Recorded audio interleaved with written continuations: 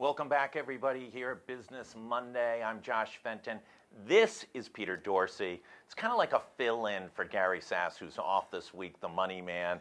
Peter Dorsey heads up the Business Development Corporation in Rhode Island and wears a number of other hats, which we'll get into as well, talking about really some seed financing, some more venture financing, some more traditional financing of helping grow the business community here in Rhode Island. A little bit of everything. A little bit of everything. What's your elevator pitch when you're going down in your fancy office over there in the Textron building and someone says, and what do you do, Peter? We do lending that's a little bit outside the box from the traditional sources. You go to a bank first, and the banks have their criteria, and we see the deals that are have a little more hair on them, a little more interesting, and we have to be creative in trying to find solutions for those people. Talk about some of the companies. We've had some of them on. Talk about some of the highlights of some of the companies that you guys have put together financing structures to be able to help them either develop to the next level. You're not a startup financing scheme, but more of that little bit of sort of that next step, right? Yeah. Well, we had a woman who was running a manufacturing operation for someone else, and through various circumstances had a chance to go off on her own and start a business. And while it was a startup, is a new company, she'd been doing it for a number of years. Right. It was very credible. So she's hopefully in the next 3 weeks going to finish up the build out in East Providence and open her doors. Great. So she's really growing something. We've had a young man who was looking to buy a liquor store, and that's a tough deal for banks because there's not a lot of collateral in it. It's a pretty diverse array of businesses that we work with. And you've also worked with some more sophisticated. Those are more the traditional, more sophisticated technology, bio. Talk about a little bit about those. Well, one of the companies that we were pleased to work with was Joe Jansen at Night Vision Technology Solutions. That was actually on this show. And one of the coolest products of all time, right? I mean, yeah. He's got, if you want spy gear, he's got it. He's making it. He's inventing it. Yeah, I mean, a very specialized business, so you contrast that with a liquor store. But, so he's really looking to build out diverse products. And there's a lot of interesting things that go on in Rhode Island that people don't always know about. I mean, inline speed skating is not, a big sports activity in the United States, but it's huge in Asia. Right. And, the company that's making the wheels, the inline wheels, is here in Rhode Island that the best racers use. It's pretty amazing.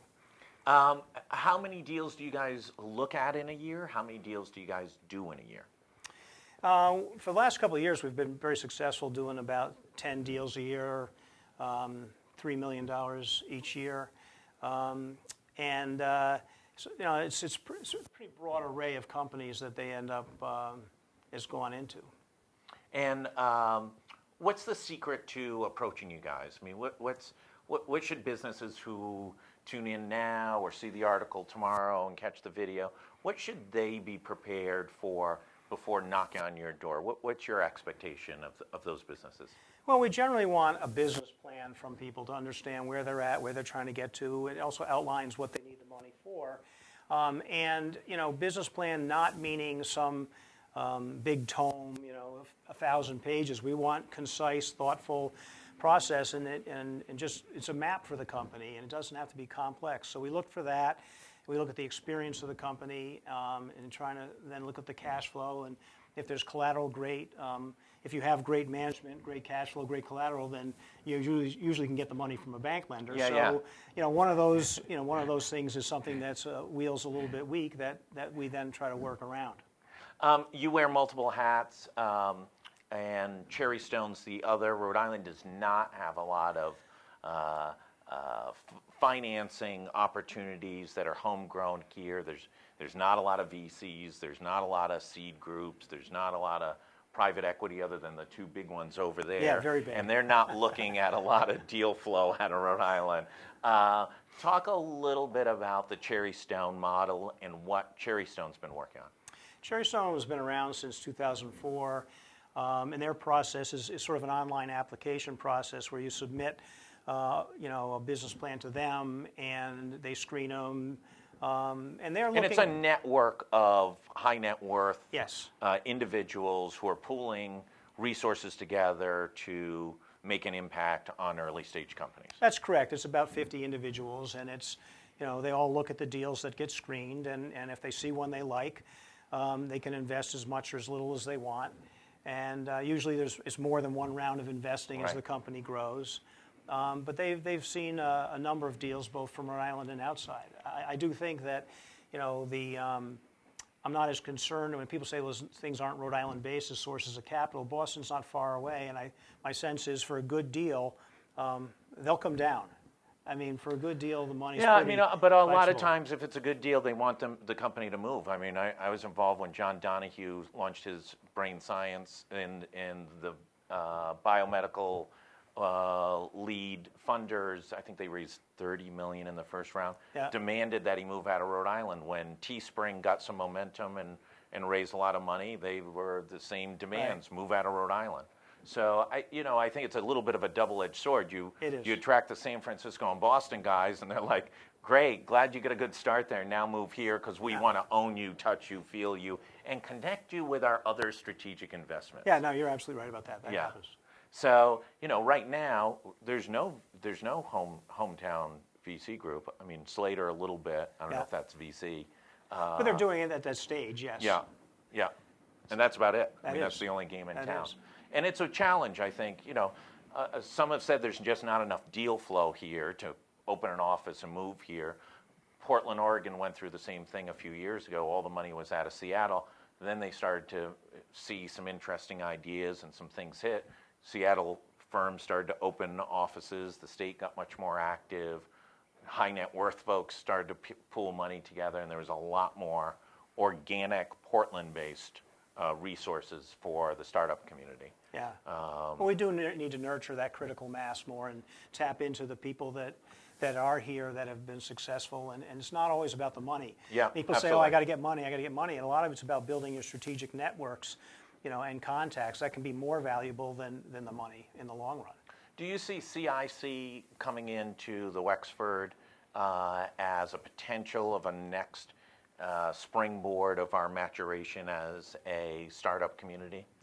Oh, I mean, it definitely has a big impact. I mean, because you're creating, again, it's the critical mass and the visibility. And when you get it all in a small space like that, if someone who, like you say, you want to pick Boston or San Francisco that wants to come down, they can go down and they're going to hit, 3, 4, 5 different, people and opportunities. So I do think it's going to be a great asset.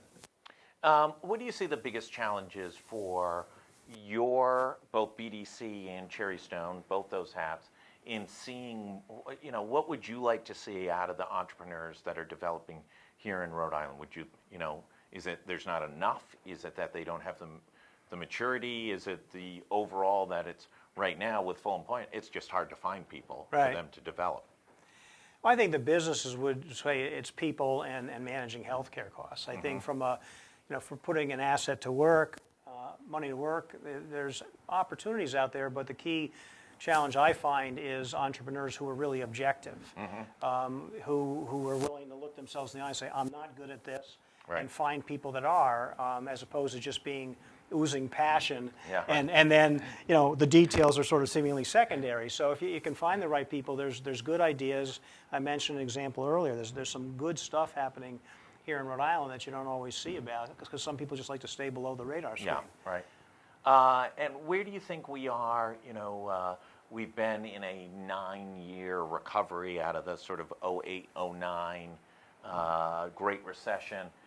Is this sustainable, or when we hit that hiccup, will we take a big step back? Or have we grown up enough as a startup community that it won't be as devastating as it has in the past? Interesting question. I mean, I think that we haven't diversified in a lot of ways our industries as a state, so we're susceptible to a recession. And frankly, as I look at deals now, I say to myself, well, how would this company fare? Because there's going to be one, and how deep and severe it's going to be, I don't think it'd be as bad as the last one we had. But hopefully not that bad. No, hopefully. But so I mean, I think there's going to be challenges, and I don't think I think the tech community is a little different, because I think that when you're in a niche and it's leading edge, you're not going to be susceptible to consumer discretionary spending getting cut back. So if you're a company doing business just locally, selling to other Rhode Islanders, you're going to have more of a crunch than if you're in a business that's looking around the nation and the world and finding your markets. Suggestions to folks who are seeing this? What should they do? What's the next step for them if they're looking to develop some partnerships strategically and also raise some capital? I think Rhode Island's a small state, and I think that's an advantage because it is easy to network around. I think you have to be succinct about what it is you're trying to accomplish and just be a big advocate for your business. But if you do that, it's easy through bankers, through accountants. It's easy to meet people and get the support networks to be successful. Great. Peter, Dorsey, thanks right. so much for coming on. Stay right Thank here. Listen, thanks everybody for tuning in. I do think we're going to be back in about 30 minutes with Bob Burke from Pot of Fur, man who spent a good period of time during his professional experience over in Paris, and we're going to pick up on what the fire damage means over there to Notre Dame Cathedral. We'll